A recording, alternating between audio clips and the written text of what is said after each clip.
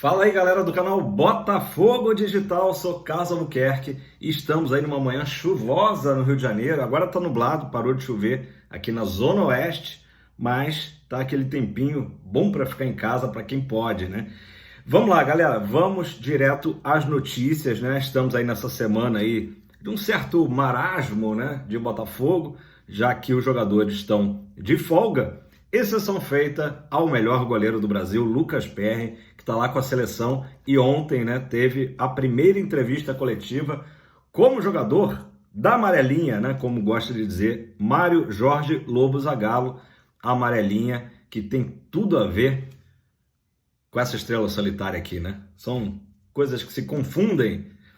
Pessoal, o Lucas Perry, na coletiva, ele falou desse momento dele, relembrou que há 1 ano e meio atrás ele estava chegando lá no Náutico, né?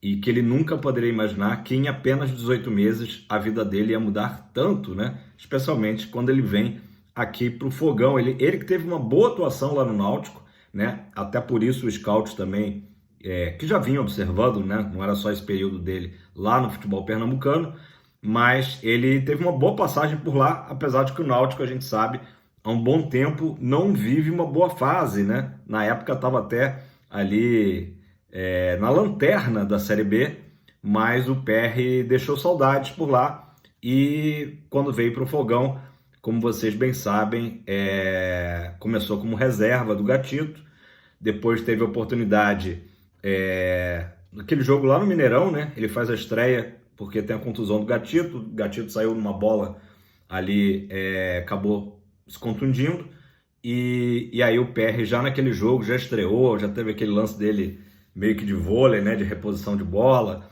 e de lá para cá o PR tem feito aí realmente jogos incríveis, né, tá ganhando aí o respeito, já ganhou, né, o respeito do torcedor alvinegro e virando aí um ídolo, né. Infelizmente a gente sabe que Lucas Perry já tá aí praticamente acertado com o futebol francês, com o Lyon. Mas vamos lá, falas de Lucas Perry, né? Aspas pro goleirão. Quero agradecer o carinho do torcedor do Botafogo e todos que gostam de mim. Então o Perry aí, citando o Fogão na coletiva de imprensa, muito legal a gente ver aí. Por mais que hoje a seleção, eu já falei aqui no canal, não empolgue como antigamente, né? Ainda mais para mim, que vivi, né? A galera que tem mais ou menos a minha idade ali, entre 40 e 50 anos, e para mais, né? Vivenciou um Brasil muito diferente do atual. Galera, só para anotar, Brasil estreia nas eliminatórias, sexta-feira agora, contra a Bolívia, lá no Mangueirão. Segundo o TF, o nome do estádio é uma homenagem ao goleirão Perry. Esse é o Careca TF. E sexta-feira, então, 21h45, transmissão, né, para todo o Brasil, Brasil e Bolívia.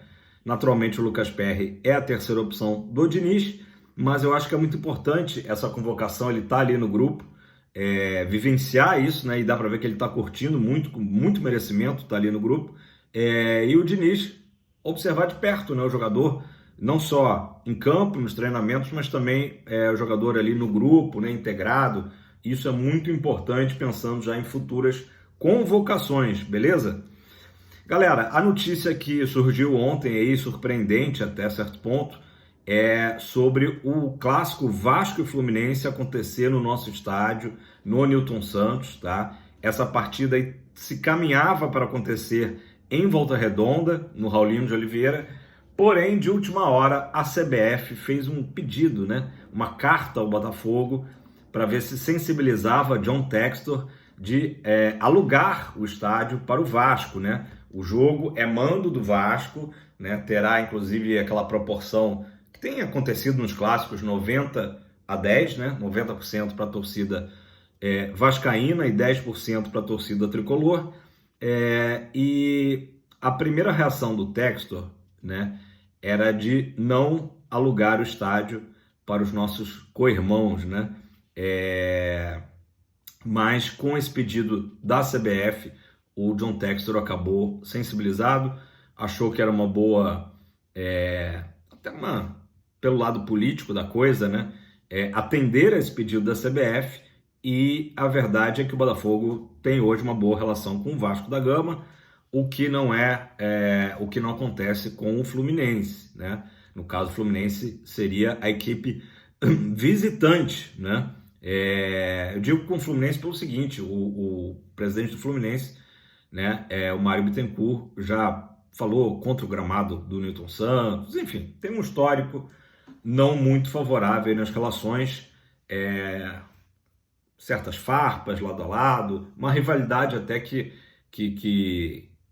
não existia tanto, né, assim, tão forte, mas nos últimos anos ela foi crescendo, né, a rivalidade entre Botafogo e Fluminense.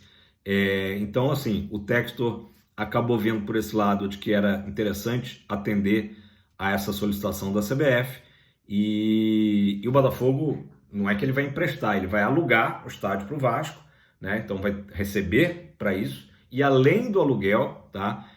O Botafogo vai ter repasse, né, de lucros, né, dos bares do Newton Santos e também do estacionamento, tá? Então, querendo ou não, é um dinheiro aí extra que não se esperava, que entra aí nos cofres do Botafogo. Com relação, eu sei que tem muita gente aí, a gente tem ciúme, né, do nosso estádio, ainda mais depois das cenas lamentáveis que a gente viu no sábado de vandalismo, né? Sempre surge essa preocupação. Eu acho, tá? Posso estar enganado, vocês comentem aí embaixo a opinião de vocês, que não teremos esse tipo de problema com relação à torcida do Vasco e tampouco com a do Fluminense, torcida do Fluminense que já esteve presente, né, no Newton Santos esse ano, em maio, quando jogou com o Botafogo, e não teve nenhum problema dessa ordem de vandalismo, de destruição, pelo menos não que tenha sido noticiado, né? Do jogo de sábado realmente foi em grandes proporções, quase 400 cadeiras, né, foram arrancadas, quebradas, o que gerou uma conta aí de mais de 150 mil reais, que a gente espera, né, o Botafogo espera que o Flamengo vá ressarcir o Botafogo no prejuízo. E sobre o pessoal que fez aí esse vandalismo, tem fotos na internet, mas acho que é muito difícil, né, agora identificar os torcedores. Eu acho que isso aí é uma tendência cada vez mais de que num futuro bem próximo, né, o Palmeiras já faz isso no seu estádio, a identificação dos torcedores na entrada do estádio, o check-in, seja feito já com reconhecimento facial, né? Eu vi até uma matéria sobre o Allianz Parque e esse reconhecimento é muito rápido, é coisa de 3 segundos. O torcedor não precisa nem estar com o celular, né? Que já é uma modernidade, né? Entrada por QR Code, mas entrar só botando a cara ali e reconhecendo, isso aí também ajudaria numa identificação no caso aí desses atos de vandalismo, tá? Então o Vasco Fluminense vai ser dia 16, que é o mesmo dia que o Botafogo joga contra o Atlético Mineiro lá na Arena MRV, que aliás também já vi matéria que vai ter também, não sei se já está funcionando, mas vai ter também esse acesso ao estádio por reconhecimento facial, tá? Então Vasco Fluminense dia 16 às 16 horas no Newton Santos, e a gente espera que isso também de certa forma ajude o Botafogo. Estamos precisando, né, que a CBF, a gente não quer ajuda da CBF, a gente quer só que a CBF não atrapalhe o caminho do Botafogo.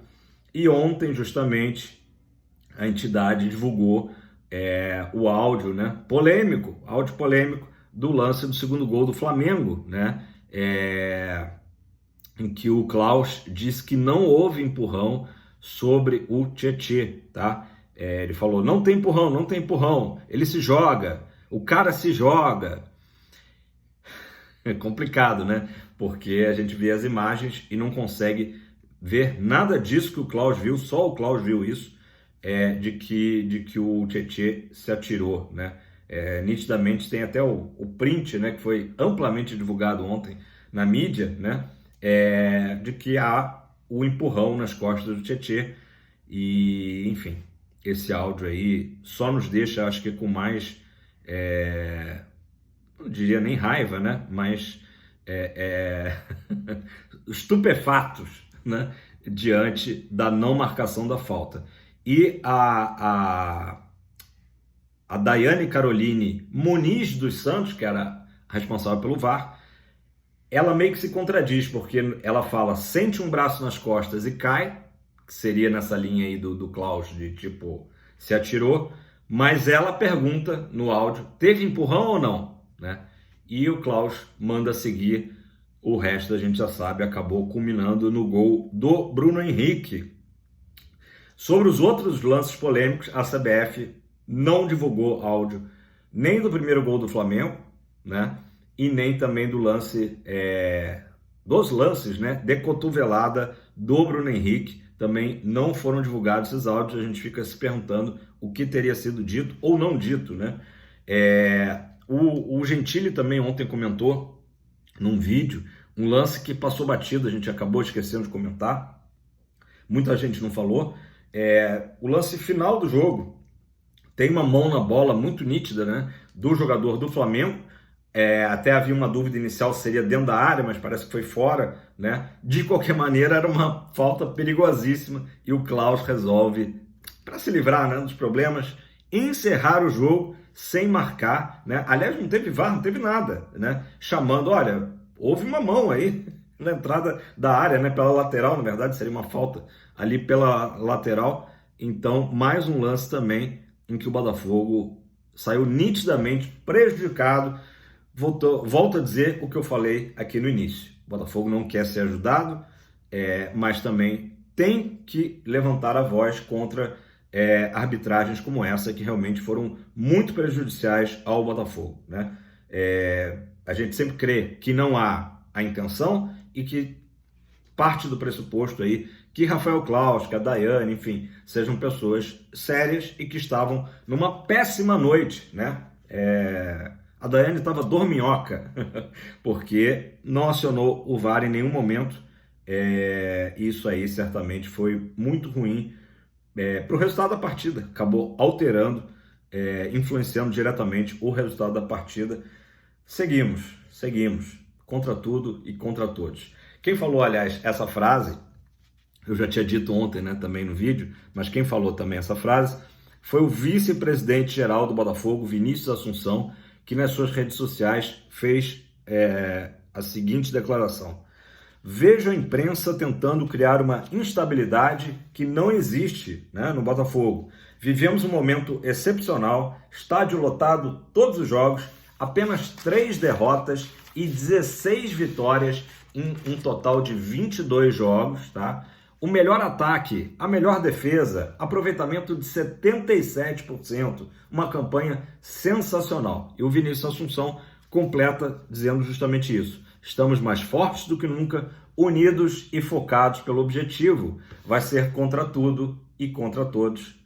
Eu tô nessa aí. Eu acho que realmente o Botafogo... Só que é outro negócio. A gente tem que se preparar e tem que falar, sim, dos erros de arbitragem, porque Palmeiras já cansou de reclamar, em seguida foi até beneficiado. O Flamengo chorou a beça na Libertadores, agora beneficiado no Brasileirão. Então, acho que o Botafogo tem que, no mínimo, se manifestar aí sobre esses erros aí que aconteceram no sábado. O resultado não vai voltar, né?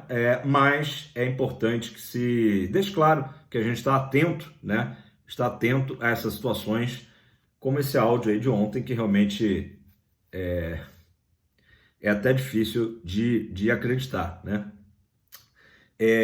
Galera, botei aí na thumb, né, a questão do Tietê, porque ele é um jogador que vinha desempenhando muito bem, né? Vem desempenhando bem, inclusive jogou a maior parte dos jogos como titular, mas perdeu um pouco de espaço recentemente com o retorno do Gabriel Pires, né? Que ficou afastado justamente desde esse jogo aí que eu citei de Botafogo e Fluminense, né? Que foi lá em maio. E a gente sabe também que o Bruno Lage tem uma admiração pelo Gabriel Pires, porque dirigiu o Gabriel Pires lá no Benfica, e foi um momento muito bom do Benfica, né? Então, existe essa predileção, existe já um histórico, né, dos dois. E o Gabriel Pires, a gente sabe que é um bom jogador, eu acho que fez um bom primeiro tempo contra o Flamengo, depois caiu muito de produção no segundo tempo, mas eu vou colocar aqui para vocês as falas do Caio Ribeiro e do Roger Flores, né, no programa agora de segunda-feira à noite, o Boleiragem, defendendo a escalação do Tietê. E eu tendo a concordar com eles. Eu acho que o Gabriel Pires pode ser uma boa opção para alguns jogos ou até para entrar, né, no decorrer de algumas partidas. O Botafogo tem elenco justamente para isso, para ter opções e saber fazer essa leitura de qual é o momento certo para cada jogador, né? No próximo jogo contra o Galo, certamente o Tietê vai voltar à titularidade, até porque o Gabriel Pires foi expulso em mais um lance também, vamos colocar estranho, né? Do sábado, porque Bruno Henrique dá 2 cotoveladas e sai com um amarelo. E o Gabriel Pires apenas foi questionar algumas coisas, pelo que se sabe não falou nenhum absurdo após o jogo e recebeu o cartão vermelho. Novamente aí, 2 situações, 2 pesos, 2 medidas, né? Quer dizer, o cara dá 2 cotoveladas, tudo bem. Reclamou depois do jogo, é vermelho.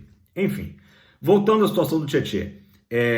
Vamos às aspas do Roger Flores defendendo a escalação do Tietê no Botafogo, né?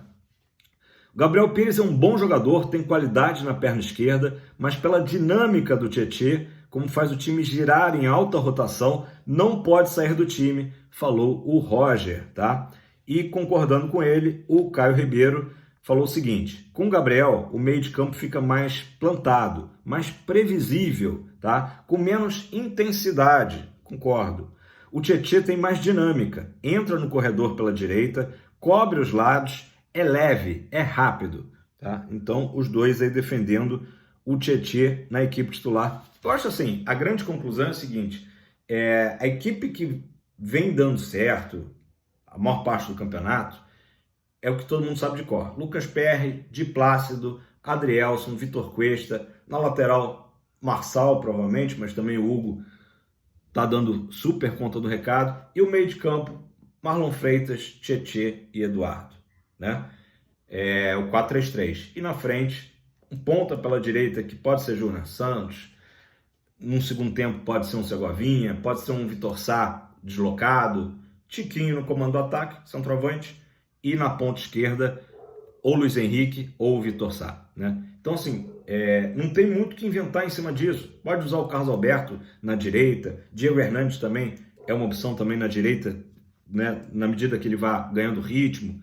Então, assim, esse é o time do Botafogo, né? E, obviamente, que o Gabriel Pires é um bom jogador, né? Não é porque o Botafogo perdeu agora que a gente vai culpar o Gabriel Pires. Volto a dizer, até fez um bom jogo no primeiro tempo, mas eu acho que o Botafogo tem que continuar com esse meio, Marlon Freitas, Tietê e Eduardo. Beleza? Concordo aqui com o Boleiragem, com Caio Ribeiro e Roger Flores. Quero ouvir a tua opinião. Comenta aí embaixo se você está de acordo ou se a gente precisa, ou se a gente pode, de fato, ter o Gabriel Pires como titular nessa equipe. Sem dúvida, é um bom jogador, né? Só que a gente fica às vezes sonhando muito com aquele futebol arte, né? O Gabriel Pires às vezes ele acha muito que é Zidane, né? Às vezes ele acerta boas jogadas, mas nem sempre isso acontece. Vamos lá. Pessoal, para a gente finalizar, 2 levantamentos interessantes do GE, tá? Do Serginho Santana, enfim, equipe do Globo Esporte, tá? Que o Botafogo tem reagido sempre muito bem pós-derrotas, tá? E tá muito fácil da gente lembrar, porque o Botafogo só tinha tido 2 derrotas agora até sábado. Então o Botafogo perdeu para o Goiás por 2-1, né? O jogo lá na Serrinha, todo mundo lembra, o Tiquinho abriu o placar marcando gol de pênalti, o Goiás acabou virando, e depois a derrota lá no Sul, diante do Atlético Paranaense, né?